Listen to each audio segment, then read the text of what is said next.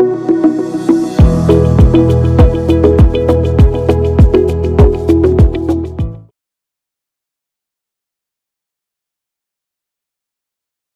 நேரம் channel viewers அனைவருக்கும் வணக்கம். இன்னைக்கு நம்ம பார்க்கக்கூடிய டாபிக் எதை பற்றி அப்படின்னா டயபெட்டிக் வூண்ட், அதாவது சர்க்கரை புண், ஆறாத சர்க்கரை புண்ணை பற்றி இன்னைக்கு நம்ம பார்க்க போகிறோம். இன்னைக்கு சர்க்கரை வியாதி ஒரு பக்கம் இருந்தாலும் இந்த சர்க்கரை புண் அதை பார்த்தீங்க அப்படின்னா எந்த இடத்துல வருதோ நிறைய பேர் அவங்களுடைய கால்களை இழந்து ரொம்ப மன வருத்தத்துக்கு உள்ளாகக்கூடிய, கால் விரல் மட்டும் இல்லை, கையில் சில பேருக்கு புண்ணு வந்தாலுமே பார்த்தீங்கன்னா ஆறவே ஆறாது.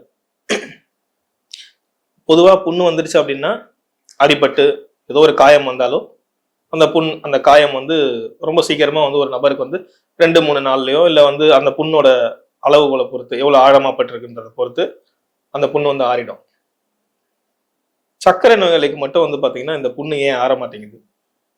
அதுவும் இல்லாமல் பெரும்பாலும் ரொம்ப அதிகப்படியான மக்களுக்கு பார்த்தீங்கன்னா சர்க்கரை புண் காலில் வரும். காலில் கட்டை விரல் நடுவில் மட்டும் ஒரு சின்ன ஓட்டை மாதிரி அது பெருசாயிட்டே போகும். அது பேர் டயபெட்டிக் அல்சர்னே. நம்மளுடைய டயபெட்டிக் சம்மந்தப்பட்ட நிறைய வீடியோக்கள் நம்ம சொல்லியிருக்கோம். டயபெட்டிக் ஒரு நோய், எல்லா நோய்க்கும் இனிஷியல் மாதிரி போட்டுட்டு அந்த ஒரு நோய் எல்லா நோயும் வர வச்சு கொடுக்குது. இந்த இந்த டயபெட்டிக் புண்ணுன்றது பார்த்தீங்கன்னா அந்த புண்ணையும் உருவாக்கி, அது எதுலையும் நீங்கள் அடிபட்டு கிழிச்சிக்க தேவையில்ல, தானாகவே அது புண்ணை உருவாக்கிடும். காலில் உருவாக்கி அந்த புண்ணை ஆற விடாமல் பண்ணி அந்த உறுப்பை, அந்த காலையே நீங்கள் இறக்கக்கூடிய அளவு கொண்டு போகுது. ஏன் சார் இது ஆற மாட்டேங்குது? இந்த ஊனுக்கு இன்னைக்கு எவ்வளவு நவீன மருத்துவம் பண்ணாலும் இந்த புண்ணை ஆற வைக்க முடியாம அந்த காலை கட் பண்ணி எடுக்கிற அளவுக்கு ஏன் போறோம்? ஆம்பிடேஷன் சொல்லக்கூடிய நிலைமைக்கு ஏன் போறோம்? இதுக்கு இயற்கையான முறையில தீர்வே இல்லையா? அந்த காலத்து சித்தர்கள் இதை எப்படி கையாண்டாங்க, இல்லை நம்ம முன்னோர்கள் எப்படி இதை பார்த்தாங்க? ஏன்னா சக்கரை நோய் இன்னைக்கு வந்ததில்லை, அந்த காலத்துல இருந்தே சக்கரை வியாதி இருக்கு. அதுக்கான நிறைய மருத்துவத்தை சொல்லி வச்சுட்டு தான் போயிருக்காங்க. இன்னைக்கு இந்த சக்கரை புண்ணு வருது. அது ஏன் முதல்ல வருது? அது நீங்க நல்லா கவனிச்சு பார்த்தீங்கன்னா தெரியும். அதை வந்தவங்க பார்த்தீங்கன்னா அவ்வளோ சீக்கிரம் அந்த புண்ணு வந்ததே அவங்களுக்கு தெரியாது. வேற யாரோ ஒருத்தர் உங்க காலில் என்ன புண்ணு மாதிரி தெரியுது அப்படின்னு பார்த்து சொன்னா மட்டும்தான் அவங்களுக்கு அந்த புண்ணு இருக்கிறதே தெரியும். அது காரணம் என்ன? புண்ணு வந்தவங்களுக்கு தெரியும். நான் நடந்தேன் சார், நடக்கும்போது கல் ஏதாவது குத்தி இருக்கும், இல்லை எங்கேயாவது ஏதாவது அடிபட்டிருக்கும், அதை கிழிச்சிருக்கும் அப்படின்னு சொல்லுவாங்க. அதெல்லாம் உண்மை ரீசன் கிடையாது. உங்களுடைய கால் கட்டவரலுக்கும் உங்களுடைய சுகருக்கும் ரொம்ப நெருங்கிய தொடர்பு ஒன்று இருக்கு. அது என்னன்னு பார்த்தீங்கன்னா, நம்ம டெஸ்ட் பண்ணி பார்ப்போம். இப்போ பிளட் டெஸ்ட் எடுப்பாங்க. சுகர் வந்துச்சு அப்படின்னா உடனே போய் பிளட் டெஸ்ட் எடுத்து நீங்கள் கண்டுபிடிச்சிருவீங்க. அதில் ஃபாஸ்டிங், போஸ்டிங்ன்ற டெஸ்ட் இருக்கும். அதில் போஸ்டிங்கிற டெஸ்ட் பார்த்தீங்க எதனால அப்படின்னா, சாப்பாட்டுக்கு அப்புறம் எடுக்கக்கூடிய டெஸ்ட்.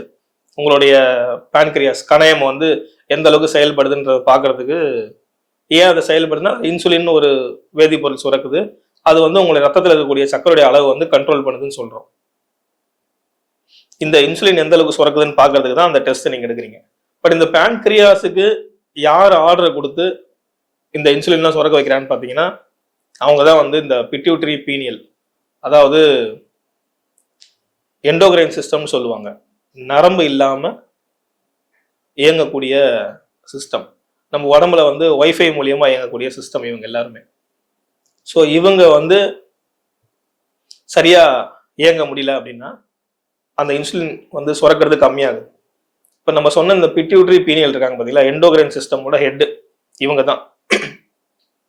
இவங்களுடைய டைரக்டான கனெக்ஷன் எங்க இருந்து போகுது அப்படின்னா, உங்களுடைய கால் கட்ட விரல்ல நடு பகுதியில இருக்கு. இவங்களை ஆக்டிவேட் பண்ணக்கூடிய புள்ளியுமே அதுதான். அந்த கால் பார்த்தீங்கன்னா இந்த ரேகை மாதிரி இப்படி சுத்திக்கிட்டே வரும்.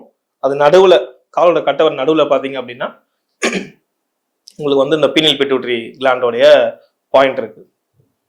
இப்ப காலுக்கு இந்த உணர்வு திறன் இருக்கக்கூடிய நரம்பு, சென்சாரி நர்வ்ஸ்ன்னு சொல்லுவாங்க. இந்த நர்வ்ஸை ஃபுல்லா டேமேஜ் பண்ணிடும்.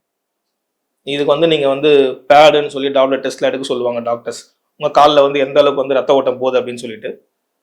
டயபெட்டிக் என்ன பண்ணும் அப்படின்னா, ரத்த ஓட்டத்தை ஒரு ஒரு உறுப்புக்கும் போகிற ரத்த ஓட்டத்தை வந்து கொஞ்சம் கொஞ்சமாக வந்து பாதிப்பு ஏற்படுத்தி ஸ்டாப் பண்ண ஆரம்பிச்சிடும்.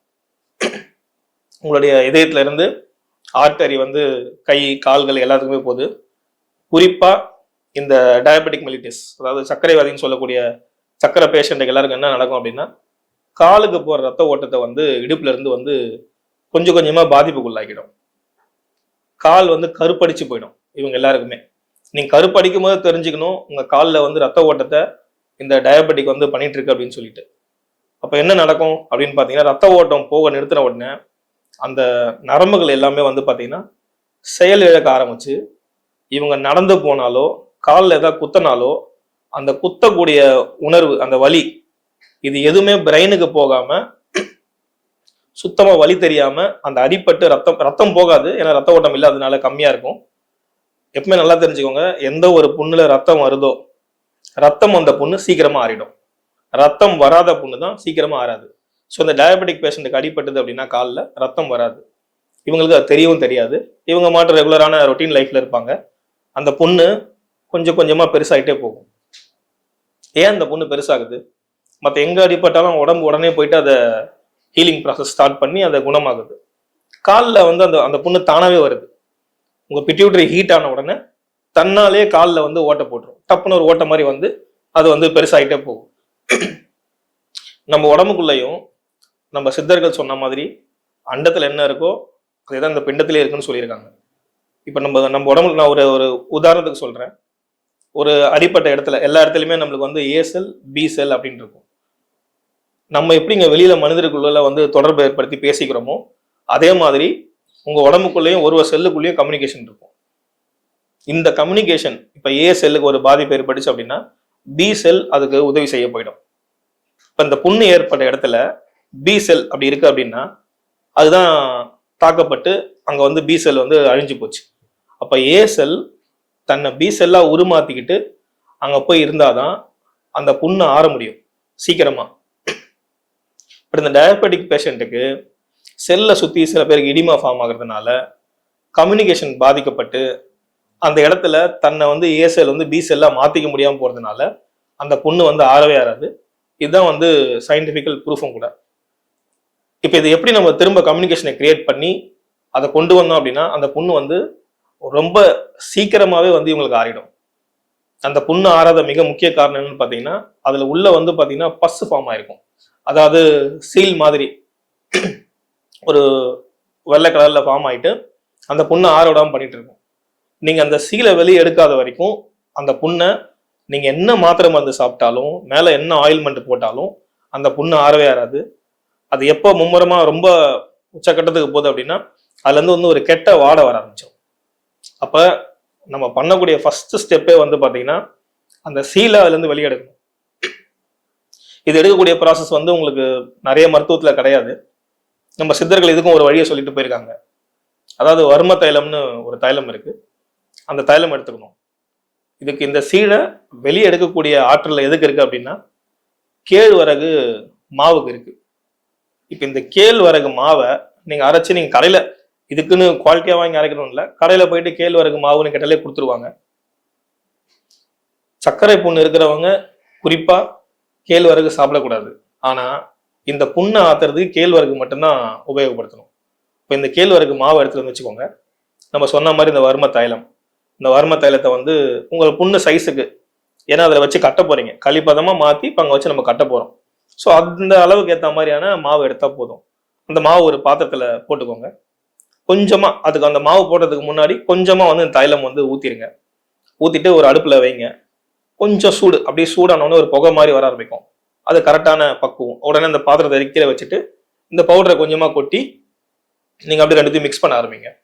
மிக்ஸ் பண்ண ஆரம்பிச்ச உடனே இந்த பவுடர் அந்த எண்ணெயில் பட்டதுனால கொஞ்சம் கொஞ்சமாக வந்து நம்ம களி எந்த மாதிரி வருமோ அதே மாதிரியான பதத்துக்கு வர ஆரம்பிக்கும். இன்னும் கொஞ்சம் தேவைப்படுதுன்னா கொஞ்சமாக வந்து எண்ணெயை ஊற்றி கொஞ்சம் சூடு பண்ணி திரும்ப அந்த புகை வந்து எடுத்து வச்சு திரும்ப பவுடரை கொட்டி நீங்கள் அந்த சூட்லேயே அப்படியே பண்ணிட்டீங்க அப்படின்னா ஒரு களி மாதிரி வந்துடும். உங்களுக்கு எந்த சைஸுக்கு வேணுமோ, ஊன் ரொம்ப பெருசாக இருக்குது அப்படின்னா நம்ம கட்டை விரல்ல மட்டும் இல்லை, சைடில் உங்களுடைய காலோடைய அந்த பாதத்தில், அதை அடிப்பாதம் பின்பக்கத்தில் கூட வர ஆரம்பிக்கும். எங்கே அடிபட்டிருக்கோ கையில் விரலில் எங்கே அடிபட்டாலும் இந்த சைஸுக்கு அதை பண்ணிவிட்டு அதை வந்து அந்த புண்ணு மேலே வச்சு, அந்த புண்ணு மேலே வைக்கிறதுக்கு முன்னாடி நீங்கள் என்ன பண்ணிடணும்னா தேங்காய் வந்து அரைச்சி பால் எடுத்து வச்சுக்கணும். ரொம்ப குறிப்பாக இதை கவனித்து நோட் பண்ணிக்கோங்க. இந்த தேங்காவை அரைச்சி பால் எடுக்கும்போது தண்ணி அதில் ஊற்றக்கூடாது. தேங்காவை துருவுறீங்க, அதை இடிக்கிறீங்களோ எது பண்ணுறீங்களோ, பால் எடுங்க. அந்த பாலில் தண்ணி ஊற்றாமல் எவ்வளோ பால் வருதோ அவ்வளோ போதும்.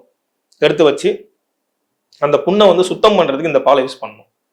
புண்ணை கழுவி சுத்தம் பண்ணி எடுத்துட்டு, இப்போ நம்ம பண்ணி வச்சிருந்த இந்த கேழ்வரகு மாவில் அந்த வறும தைலம் போட்டு பண்ண அந்த கேழ்வரகு மாவு எடுத்து அந்த புண்ணு மேலே கட்டுறீங்க. கட்டினோன்னு நடக்கும் அப்படின்னா, ஒரு ரொம்ப பெரிய புண்ணு நிறைய சீல் இருந்தது அப்படின்னா நீங்கள் 2 மணி நேரத்துக்கு ஒரு தடவை இந்த மாவை வந்து மாற்றி மாற்றி புதுசாக கட்டிக்கிட்டே இருக்கணும். இல்லை கொஞ்சம் சின்னதாக இருக்குது, சீல் கொஞ்சம் கம்மியாக இருக்குது அப்படின்னா ஒரு 4 மணி நேரம் கழிச்சு 3 மணி நேரம் கழிச்சு, அது இருக்கிறவங்களுக்கே தெரியும் அந்த அளவு எத்தனை நாள் வரும்ன்ட்டு. எடுத்து பார்த்தீங்க அப்படின்னா அதில் வெள்ளையாக வந்து சீழை வந்து உறிஞ்சி எடுத்துகிட்டு இருக்கும்.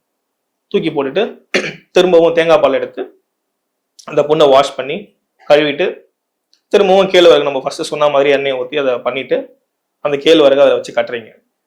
இப்படி ஒரு 2 மணி நேரத்துக்கு ஃபர்ஸ்ட் எடுக்கிறீங்க அப்படின்னா அதில் சீல் வந்துகிட்டே இருக்கும். அதுக்கப்புறம் 2 மணி நேரம் கழிச்சு எடுத்தீங்க அப்படின்னா சீல் வர்றது கம்மியாயிடும். அப்போ நீங்கள் என்ன பண்ணணும், ஒரு 3 மணி நேரம் 4 மணி நேரம் கழிச்சு எடுத்தீங்கன்னா அதில் சீல் இருக்கும். இப்படி இந்த டைம் வந்து கொஞ்சம் கொஞ்சமாக வந்து இந்த டியூரேஷன் வந்து எக்ஸ்டெண்ட் ஆகிட்டே இருக்கும். அது எக்ஸ்டெண்ட் ஆச்சுனாலும் நீங்கள் தெரிஞ்சுக்கலாம் அந்த புண்ணு ஆறப்போகுது அப்படின்னு சொல்லிட்டு. ஒரு 5 மணி நேரம் கழிச்சு எடுத்தீங்கன்னா அப்புறமா தான் சீல் அதில் இருக்கும். அந்த மாதிரி நீங்கள் எடுத்து பார்க்கும்போது ஒரு குறிப்பிட்ட நேரம் கழிச்சு பார்த்தீங்கன்னா எடுத்து ஒரு நாட்கள் 5 நாளோ, சில பேர் 2-3 நாள் ஆகலாம், சில பேருக்கு 5 நாள் ஆகலாம், 1 வாரம் கூட ஆகலாம். எடுத்தீங்க அப்படின்னா அப்போ சீலே இல்லாமல் அந்த களிப்பதம் இருக்கும். அப்போ வந்து அதுலேருந்து சீலை மொத்தமாக நீங்கள் எடுத்துட்டீங்கன்னு தெரிஞ்சுக்கலாம். அதுக்கப்புறம் நீங்கள் இந்த மருந்தெல்லாம் சாப்பிட்டீங்க இல்லையா, அந்த மருந்தெல்லாம் சாப்பிட்றதுலாம் கண்டினியூ பண்ணிட்டே வாங்க. அதை எடுத்ததுக்கப்புறம் ஒரு வாரத்துக்குள்ள, அதிகபட்சம் 1 மாதத்துக்குள்ளேயே வந்து பார்த்தீங்கன்னா அந்த புண்ணு இருந்த இடம் தெரியாமல் மறைஞ்சி ஆறி போயிடும். ஸோ இந்த சீல் எடுக்கிறது ரொம்ப முக்கியமான விஷயம். இது எடுத்துட்டு நீங்கள் எந்த மருந்து கொடுத்தாலும் அந்த புண்ணு ஆறிடும்.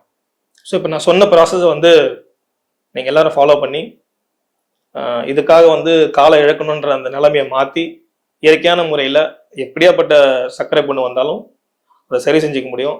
அவசரப்பட்டு போயிட்டு நம்ம ஆப்ரேஷன் பண்ணி ஆம்புடேஷன்ன்ற ப்ராசஸ் பண்ணி அதை எடுக்கணுன்ற முடிவுக்கு போக வேணாம்.